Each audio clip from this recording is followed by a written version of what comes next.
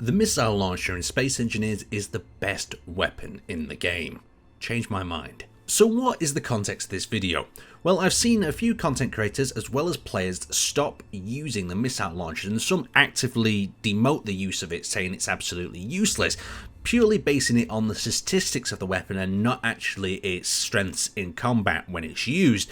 And because of that, I think this video needs to be addressed. I think players need to know to keep the missile launcher on your grid. Don't replace it with artillery or autocannons. It is a bad idea. The missile launcher is a game changer and will end battles extremely quickly. So let's assess it. So let's jump into the testing. But before that, I don't advocate for a ship that is just full of missile launchers. You need a balance of weapons to make your ship effective. So don't take this the wrong way and don't just think I'm saying I want a whole ship full of missile launchers. Yes, it can work, and yes, it can be effective if employed in the correct way, but so can any weapon in Space Engineers.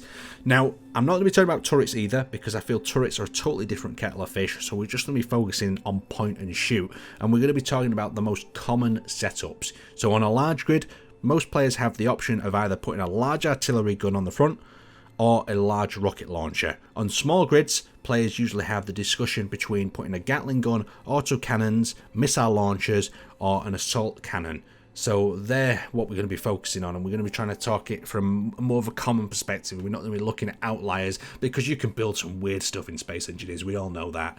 Now let's compare these large grid variants. First off, what's quite interesting about the missile launcher is the missile ammunition can be used across all the platforms in all the different weapons. So the handheld one, the one the character has, is the same missile container as this missile launcher and the small grid variant.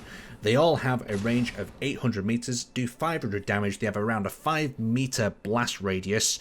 That is quite mad, to be honest. Sometimes it can be a bit smaller, and sometimes it can also be hit and miss, so that's something to factor into it. And it also has a crazy expensive ammunition of 0.01 platinum and 0.03 uranium. So it is the most expensive ammunition type in the game. Now, on the other hand, the large artillery cannon has a range of 2,000 meters, and you're probably thinking 2,000 meters, that's insane. But remember, the effective range is probably about half of that, and it's the same with the missile launcher as well. The damage is around 17,000, and it does use uranium in the ammunition type of the large grid artillery. So that's something to remember. And I'm not going to bother comparing it to the railgun, because the railgun, yes, it does a ton of damage, but it's too slow. It doesn't make much effect on the battle. It just tickles away at ships unless you land a critical shot. So when I initially tested these side by side, I realized that the missile launcher would fire all of its 18 to 19 rounds in the same time that the artillery cannon would fire too. So that's the first consideration. So if I'm going to make wild claims that I think the missile launcher is one of the best weapons in the game, I better back it up with some information. So here we've got a large heavy armor block with some conveyors, some random ship components on the inside here as well. And this is why I want to prove the missile launcher has some great benefits in this category. Now, I fire a volley of 18 missiles at this target. First of all, there's no bullet drop at all compared to the artillery cannon. But that out the way, the missiles impact, and they don't actually penetrate, they don't put a hole in. But what you do notice is the explosion, the blast radius starts to damage the components on the other side. And this is extremely important because you don't know the layout of a ship. It's not like War Thunder where you know where the engine bay or a tank is, or an ammo rack where you could land deadly shots. In the majority of the time, you don't know where these vital components are. So having a good spray of missiles all over that grid, shaking conveyors and other things loose, can do a lot of damage to that ship. On the other hand, when we fired the artillery cannon, yes, we only managed to get 2 shots in the same time period where we got 18 missiles downrange, but we didn't even get penetration. We got a little bit of damage to the block and a slight little bit of warping on the other side, but no conveyors were broken. So yeah, missile launchers are definitely the way to win still on larger grids, unless I guess you're firing from 2,000 meters away against a static grid. So being as quick and as concise as possible, I want to compare the missile launchers first. They have the same rate of fire. The only difference is one is reloadable and one is only reloadable by getting out and putting the missiles directly in the front. The reloadable one though isn't that good because it requires large conveyor tubing, or large small grid conveyor tubing. That is a right hassle to fit in your small grid. And remember, you can't feed missiles through small conveyors, so that makes it even harder to pull them out to reload if you need to. Now, after that nugget of information, we have ourselves the missile launcher, the assault cannon, and the autocannon, testing them against the same target as we did with the large grid variant, because sometimes small grids do get in fights with larger grids, and what sort of damage could they do with these weapons. So the missile launcher valiantly fires 4 rockets, and yes, we get some deformation on the backside as well as the front, but it doesn't manage to blast through and destroy any of them conveyors or connectors. A little bit sad. Now even sadder, the assault cannon fired next, and I was hoping maybe we would get a bit of penetration, shot after shot, and nothing. We were literally just tickling this large grid armor, and the same could be said with the autocannon. But what was interesting is the deformation that the autocannon was doing. It was doing the deformation of a much larger round that I thought was quite fascinating, but checking it with the welder, there was no damage to these surrounding blocks. They were just simply deforming. So I'm not too sure what that was, but interesting, definitely interesting to see. Maybe this leads us to why people think the autocannon does more damage than it actually does. So now we're moving on to another test. This time we're using the small block variant, still heavy armor, and behind it we have some cockpits.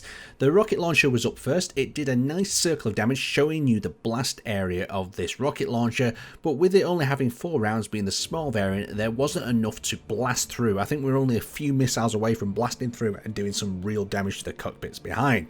Now pleasantly, the assault cannon managed to penetrate straight through and took out the cockpit in like almost a needle punched shot through. Really nice, really cool to see, and of course over a few shots you deal a lot of damage to the internals as long as they hit something vital. And finally we had the autocannon that really did some nice work chipping away at this heavy armor. I think a really nice combination would probably be the autocannon and the missile launcher. You let a volley of missiles off, you fire it up with some autocannons to take out the rest of the armor, and then you release another volley of missiles to take out the internals. But that's all about tactics, and I think that's going into a completely different factor. So let's go from the classroom to the battlefield. I've had a chat with some of our community members about some of the strategies that they've been talking about using missiles and other weapons, and I've also had a good look through all the battle footage that we've had on our server over the last few years, and I think the results are quite interesting. So let's get some strategies on the table that you could use. Now first off, a lot of the players explained how they're using the missiles in large intervals to cover the long reload time of the other weapons, and in the meantime, while the missiles are hitting, they're noticing where they're hitting, what sort of holes they're putting in, and what's behind them holes, and then using the more powerful weapons to target them components that have been exposed. So there's quite a bit of strategy going in behind it, and the missiles seem to be being used as a bit of a gateway to get the other weapons into a position where they can pinpoint and hit vital components. That's quite interesting. Now another idea that was passed around was the idea of having missiles as a sort of anti-turret defense, and I asked about this, what they meant by this, and they said that a lot of players don't know how ineffective target missiles is, and they turn the feature on. So by spamming a large amount of rockets, it stops the Gatling turrets and some of the other turrets targeting your own grid, reducing the damage to yourself, and they waste their ammunition trying to intercept the missiles that usually go through anyway.